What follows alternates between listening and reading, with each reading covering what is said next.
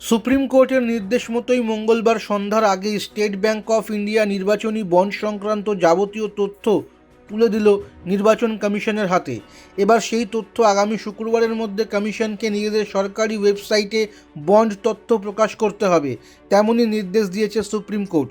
নির্বাচনী বন্ড সংক্রান্ত মামলায় সুপ্রিম কোর্ট তার নির্দেশে বলেছিল 2019-এর 12 এপ্রিল থেকে এখনও পর্যন্ত নির্বাচনী বন্ড সংক্রান্ত তথ্য 6 মার্চের মধ্যে তুলে দিতে হবে এসবিআইকে। কিন্তু তথ্য প্রকাশের জন্য অতিরিক্ত সময় চেয়ে শীর্ষ আদালতে আর্জি জানায় এসবিআই। যদিও সোমবার এসবিআইয়ের সেই আবেদন খারিজ করে দেয় প্রধান বিচারপতি DY চন্দ্রচূড়ের ডিভিশন বেঞ্চ।